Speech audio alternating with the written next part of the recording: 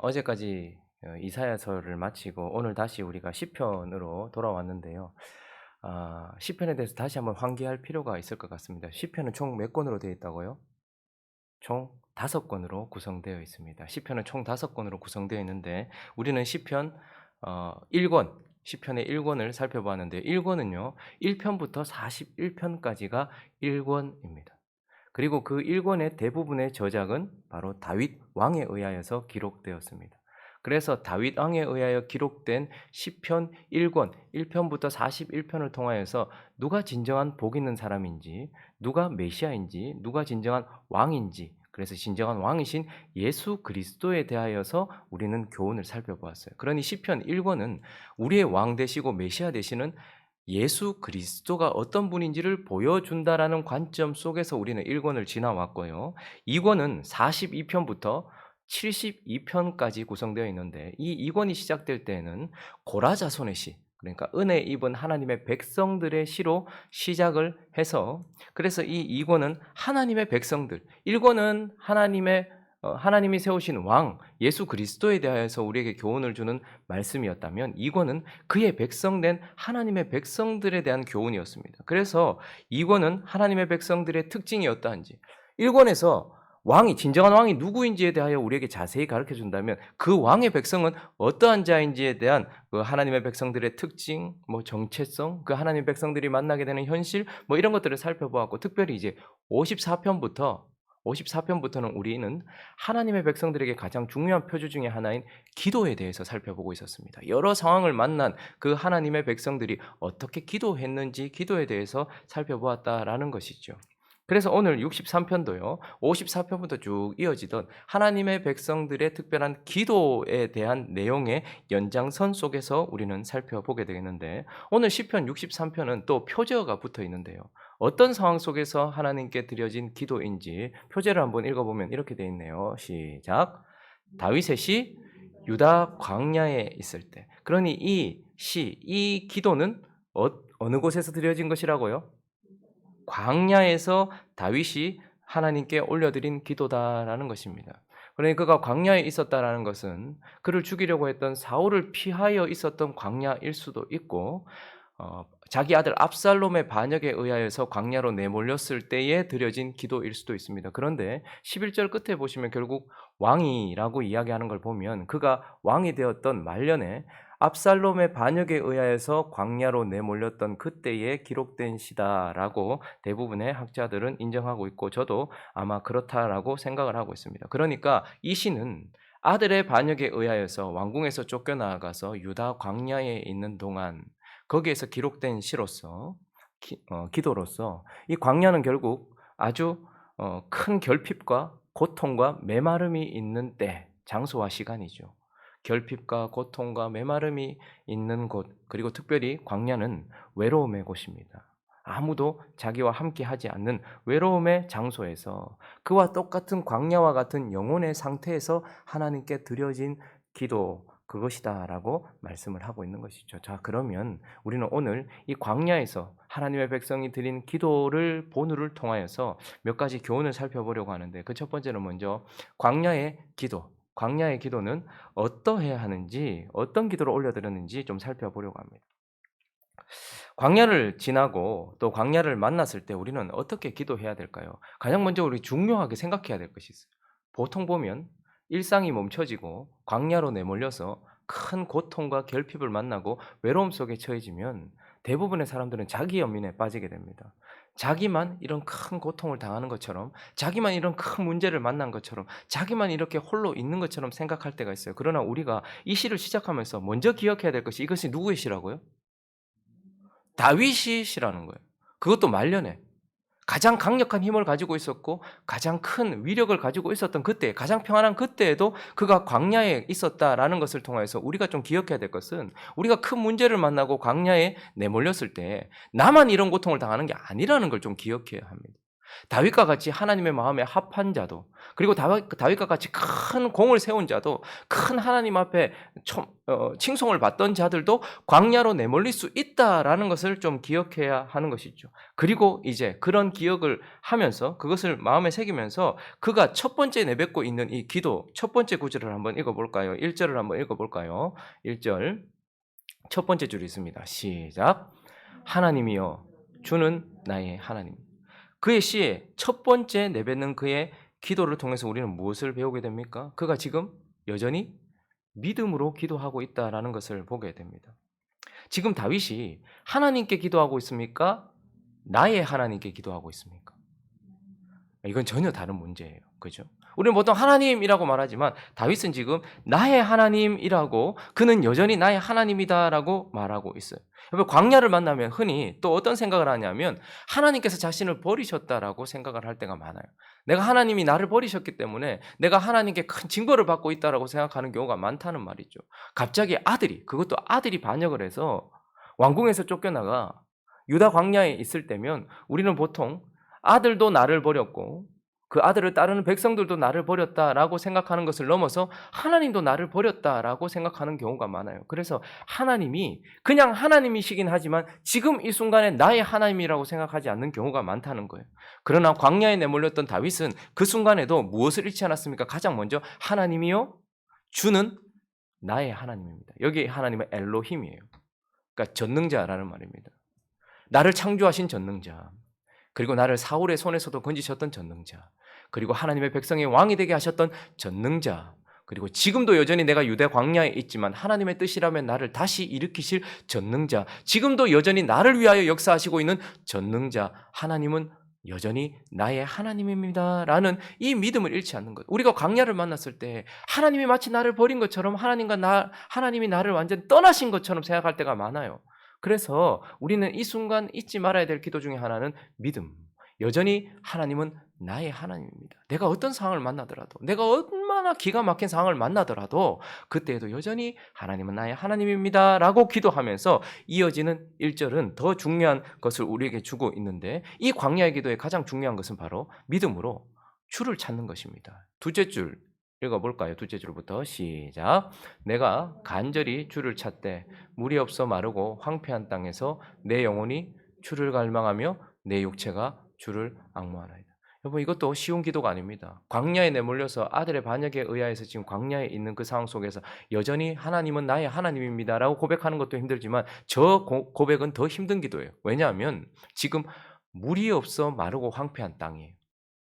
그의 영혼의 상태도 황폐해졌습니다. 그런데 물이 없어 마르고 황폐한 땅에서 그가 간절하게 뭘 찾고 있다고 말합니까?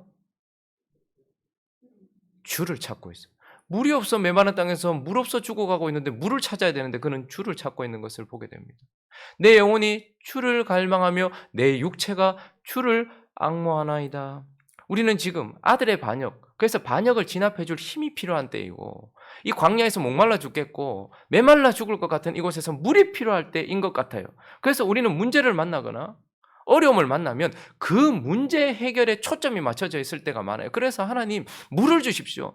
황폐하고 메마른 땅이니 이것을 해결할 것은 물입니다라고 생각하는 경우가 많단 말이죠. 그러나 다윗은 이 광야 가운데서 황폐하고 메마른 땅에서 내 영혼이 주를 갈망하고 내 육체가 주를 앙망하면서 간절히 주를 찾고 있다라는 것을 보게 돼요.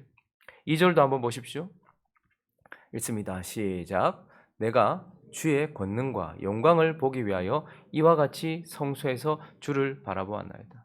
지금 다윗이 또 보고 싶은 것은 무엇입니까? 주의 권능과 영광이에요. 다시 자기를 회복시키시고 다시 이 모든 것들을 진압하시면서 그에게 권위를 주시고 그에게 은혜를 주실 그 권능과 영광을 보기 위해요. 그렇지만 그가 뭘 바라고 있습니까? 내가 주의 권능과 영광을 바라고 있습니까? 주를 바라보고 있습니까? 주를 바라보고 있다라는 거예요. 근데 2절을 보니까 이와 같이 성소에서 지금 광야에 내몰렸는데 왜 성소에서 주를 바라본다고 말합니까? 저 구절을 다시 이해하기 쉽게 원어를 살려서 읽어드리면 이렇습니다. 내가 주의 권능과 영광을 보기 위하여 전에 내가 성소에서 당신을 바라본 것 같이 지금도 바라봅니다. 이런 뜻입니다. 그 이전에 그는 성소에서 주를 항상 바라보고 있었죠. 근데 지금 광야에 내몰렸단 말이죠. 그러나 이전처럼 내가 주를 보기 위하여서 지금도 계속해서 바라보고 있다는 거예요. 그러니 다윗이 찾고 있는 것은 주의 권능과 영광, 회복, 복권 뭐 이런 것들이 아니라 주님이다라는 것입니다. 광야에서 메마르고 목마른 이유, 그리고 그가 내몰린 이유도 지금 다른 것에 있지 않고 주와의 어떤 관계 속에 있다라는 것을 깨달아서 주님을 찾고 있다라는 것을 보게 되는 것입니다. 그러므로 우리는 이 다윗이 그 말년에 광야에 내몰려서 하나님께 드린 기도를 통하여서 우리는 광야를 만날 때면, 광야를 지날 때면 어떻게 해야 된다는 것입니까? 믿음을 잃지 않고서 그분을 여전히 나의 하나님입니다라고 고백하면서 그곳에서 뭐를 찾아야 됩니까? 건강에 어려움이 오든 경제적인 어려움이 오든 관계의 어려움이 오든 어떠한 문제가 생기든 그 가운데서 우리는 광야를 만날 때에 주를 찾아야 된다라는 것을 이 기도를 통해서 좀 보게 되는 것입니다. 자, 그러면 우리가 또 이 기도를 지금 다윗이 드린 기도를 초점을 맞춰서 봤는데 한 걸음 뒤로 물러서서 왜 하나님은 그러면 이 다윗을 광야로 내모셨는가? 도대체 왜 광야를 만나게 하셨는가? 그 광야의 유익에 대하여서 한번 살펴보려고 합니다. 여러분 다윗도 광야를 만났고 또 지났어요. 많은 믿음의 사람들도 광야를 지납니다. 저와 여러분도 이미 광야를 지난 적이 있을 것이고 앞으로도 광야를 만날 수도 있을 것입니다. 그런데 왜 하나님께서 우리를 광야로 내모시냐 이 말입니다. 왜 우리는 광야를 만나야 되는가 하는 것입니다. 그것은 바로 이 광야를 만난 다윗의 태도를 통해서 무엇을 위하여서 하나님께서 하시는가를 좀 보게 되는데 1절을 다시 한번 보십시오. 광야를 만난 다윗이 어떠한 모습을 보이고 있는가 하면 하나님이여 주는 나의 하나님이시라 라고 말하면서 내가 간절히 저기 앙망, 갈망 이런 말씀들이 보입니까? 이 말씀들은 지금 현재형으로 계속해서 끊임없이 죽을 것처럼 실신 상태에 이르기까지 뭘 하고 있는 거예요 지금? 주를 찾고 있는 것을 보게 되는 것이죠. 그러니 광야를 만난 다윗에게 나타난 현상이 무엇이냐면 간절해졌고 특별히 주를 찾았다라는 것입니다. 여러분 우리가 광야를 만났다는 것은 일상에서 내몰렸다라는 의미입니다. 그러니까 잠깐 멈춰졌다 이 말입니다. 우리가 하나님께서 우리에게 주신 평범한 일상 그리고 부족함이 없는 일상을 지날 때면 그리고 우리의 바쁜 시간을 지날 때면 바쁜 현실을 지날 때면 우리가 놓치는 것이 있는데 그것이 바로 사실은 주님이라는 거예요. 왜 평범한 일상, 부족한 거 없는 것 같은 일상을 살아갈 때 우리가 주를 간절히 찾습니까? 우리도 모르는 사이에 주님과 멀어져 있어요. 우리는 우리의 일상 가운데서 풍성함 가운데서 부족함 없는 상황 가운데서 바쁜 현실 속에서 주님과 멀어져 있다라는 것이죠. 그래서 주님을 놓쳐버렸어요. 그런데 하나님께서 광야를 만나게 하시면서 가장 먼저 하게 하시는 것은 마치 병원에 입원한 환자처럼 일상을 멈추게 하세요. 정신없이 달려가던 우리의 현실을 멈추게 하시고 잠깐 돌아보게 하시면서 내가 놓친 것이 무엇이며 지금 내 손에 있는 것이 무엇인지를 보게 돼요. 그런데 그 광야에서 깨닫게 되는 것은 내가 정말 지금 붙들고 있는 것이 내가 정말 찾아야 되는 것이 아니라 놓쳐버렸던 주님을 붙들어야 된다는 거예요. 다윗이 말년에 광야를 지나면서 블레셋을 이겼습니다. 지금 나라는 안정되어 있어요. 이제 말년에 잘 마무리하면 끝날 상황이에요. 근데 이때에 사울을 피해 다녔던 그때처럼 다윗이 주를 찾았을까요? 물론 경건한 사람이니까 주를 찾았겠지만 그도 우리와 똑같은 성정을 가진 자인데 왕궁송에서 평안하게 늘 승리하고 아무도 자기를 두렵게 하지 않는 그런 평안한 일상 속에서 다윗이 주를 찾았을까요? 주를 간절히 찾았을까요? 하나님은 그래서 그의 말년에도 광야를 다시 한번 만나게 하시면서 그의 평범하고 풍성하고 바쁘게 지나가는 일상을 잠깐 멈추게 하시면서 그가 간절히 다시 주를 찾게 만들었다는 것이죠. 그리고 3절을 보시면 그가 이렇게 말하고 있습니다. 읽습니다. 3절 시작. 주의 인자하심이 생명보다 나음으로 내 입술이 주를 찬양할 것이다. 우리가 포기할 수 없는 것은 나의 생명입니다. 그리고 내가 생명처럼 여기는 것들입니다. 그런데 그가 광야를 만나면서 그가 이렇게 마지막 그의 말년에도 이렇게 고백합니다. 내 생명보다 주님과 주의 언약에 의한 신실한 인자하심 그 사랑이 나의 생명보다 훨씬 낫습니다. 우리는 땅에서 땅의 뿌리를 받고 평범하고 풍성하고 부족할 것 없고 빨리 지나가는 일상을 살 때면 무엇이 소중한지 잠깐 잊어버릴 때가 있어요. 그러나 또다시 광야를 만났던 다윗이 무엇을 깨닫게 됩니까? 주의 인자하심, 주님과 주님이 내게 주시는 그 사랑과 그 언약이 나의 생명보다 그리고 내가 지금 생명처럼 여기는 것보다 훨씬 낫습니다라는 것을 또다시 깨닫게 되는 것이죠. 그러니 광야를 만났을 때에 우리는 또다시 평범한 일상 속에서 놓쳐버렸던 그 주님과 그 주님의 언약, 무엇이 소중한지, 그리고 내가 무엇을 간절히 찾아야 되는지를 다시 회복하게 되는 유익이 있다라는 것이죠. 그리고 또 하나, 그에게 나타나는 태도를 보니까 6절을 한번 읽어 보실까요? 6절에 있습니다. 시작. 내가 나의 침상에서 주를 기억하며 새벽에 주의 말씀을 작은 소리로 읊조릴 때 하오니. 저기서 내가 나의 침상이라는 것은 밤에라는 뜻입니다. 밤에, 밤이 깊도록. 그러면 다윗은 어떤 생각을 할까요? 여러분 밤이 되면 무슨 생각하십니까? 밤에 무슨 생각을 하시면서 잠이 드십니까? 그리고 새벽에는 뭘 하십니까? 아마 다윗은 이제 블레셋도 완전히 뭐 멸망시켰고 이제 뭐 다 뭐 그러니까 더 높아지고 더 커지고 이런 생각들로 어쩌면 가득 찼을지 몰라요. 그런데 광야를 만난 다윗이 밤에도 누구를 기억합니까? 주를 기억하고 새벽에도 뭘 하고 있어요? 주의 말씀을 작은 소리로 읊조리면서 주의 말씀, 주님과 주의 말씀 가까이 가 있는 것을 보게 되고 8절에 있습니다. 8절 시작. 나의 영혼이 주를 가까이 따르니 주의 오른손이 나를 붙들. 주의 오른손이 나를 붙드는 것이 먼저가 아니고 나의 영혼이 주를 어떻게 해요?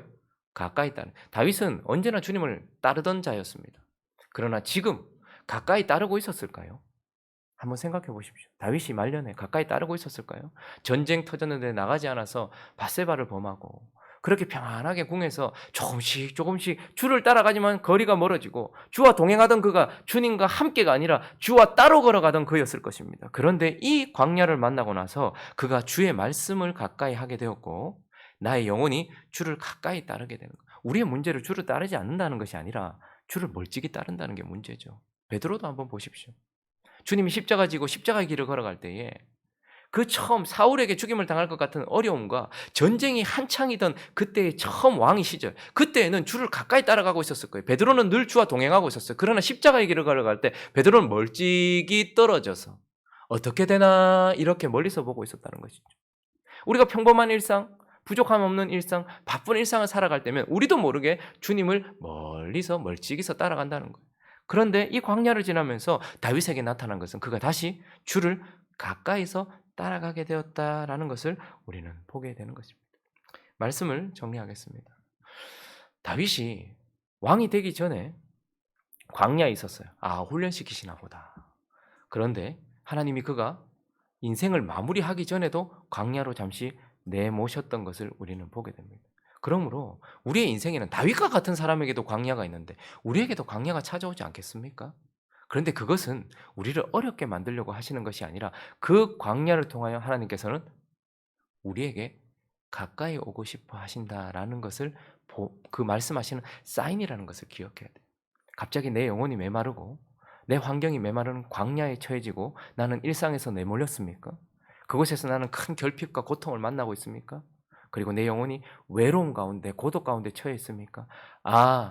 내가 놓아야 될 것을 놓게 하시고 붙들어야 될 것을 붙들게 하시면서 특별히 하나님이 내 가까이 오시려고 지금 역사하고 계시는구나라고 생각해야 될 때라는 것을 기억하면서 광야를 만나게 되면 그때에 믿음을 잃지 않고서 그분 앞에 나아가서 주를 찾는 기도를 통하여서 다시 한번 무엇이 진짜 소중한지를 깨닫고 그 주님을 붙들고서 주님을 가까이 따라가는 저와 여러분의 모습이 되기를 예수 그리스도의 이름으로 축원합니다. 광야를 만났다고 고난을 만났다고 다 좋은 사람이 되는 것은 아닙니다. 그러나 다윗이 광야를 만났을 때 그는 그 이전에 하나님을 가까이 따라가던 모습으로 회복되었다라는 것을 기억하면서 광야를 만나고 회복을 만나는 은혜 있으시기를 예수 그리스도 이름으로 축원합니다.